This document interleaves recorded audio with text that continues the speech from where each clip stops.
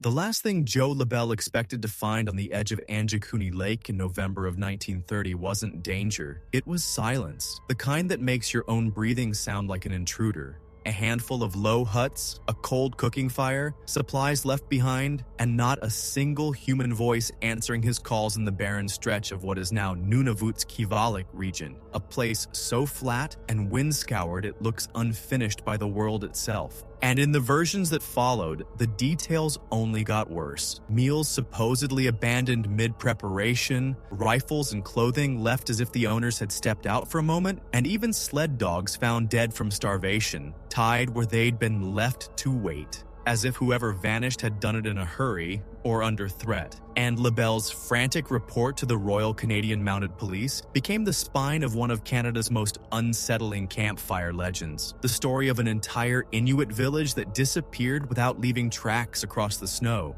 Visually, it's easy to see why the tale took root. Angikuni Lake isn't a dramatic mountain lake with towering cliffs. It's an Arctic expanse of shallow water and ice stitched into the tundra, a wide, pale emptiness that photographs like a crime scene, after all the evidence has been erased. The kind of landscape where a tiny settlement would look like a few dark specks swallowed by white, and where a lone traveler could feel watched even when there's nothing but sky and wind in every direction. But when you trace the story the way investigators and skeptics later did, what emerges isn't a neat solution. It's something colder, and in a way more disturbing, a demonstration of how easily a mystery can be manufactured, expanded, and then repeated until it feels historical, with the most widely cited version appearing decades after the supposed event in Frank Edwards' 1959 book Stranger Than Science, where he frames it as a confirmed case that Mounties investigated and filed as unsolved, a claim that helped push the narrative from rumor into pop history.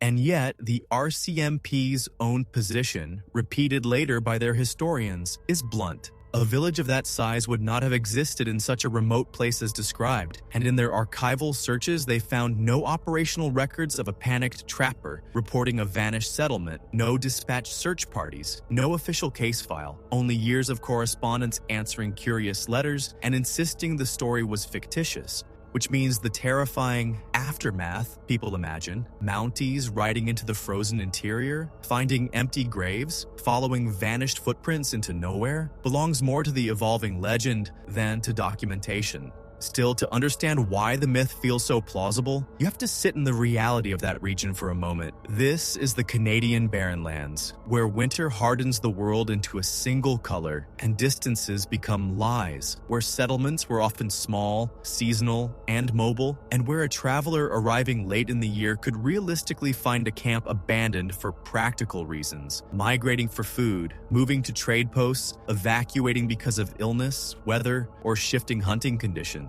Yet the legend insists on the details that make your stomach tighten, the sense of interruption, of a life cut mid-motion, of humans leaving behind the very things you cannot leave behind if you plan to survive. For stock footage, imagine tight shots of wind-driven snow crawling across a frozen shoreline, a lonely line of dark tent frames, an empty cooking pot rimmed with ice, and an old photograph of northern patrols to suggest how thin law and rescue could be out there.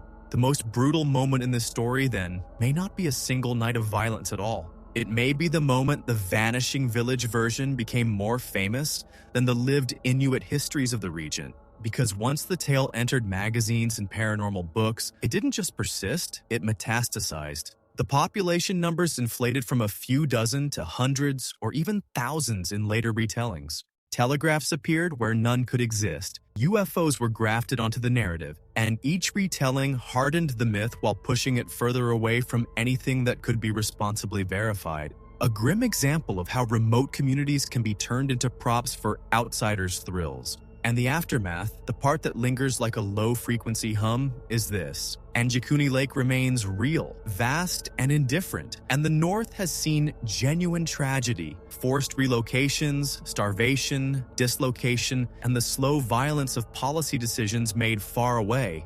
Real suffering that doesn't need embellishment to be horrific. So when people repeat an entire village vanished, it's worth holding two truths at once in the same breath. The documented case file for Labelle's discovery does not appear to exist in the way the legend claims, But the landscape that made the story believable is still there, and it's still capable of swallowing plans, people, and certainty, leaving behind only weathered wood, drifting snow, and questions that can't be answered because no one bothered to record the right facts when it mattered most.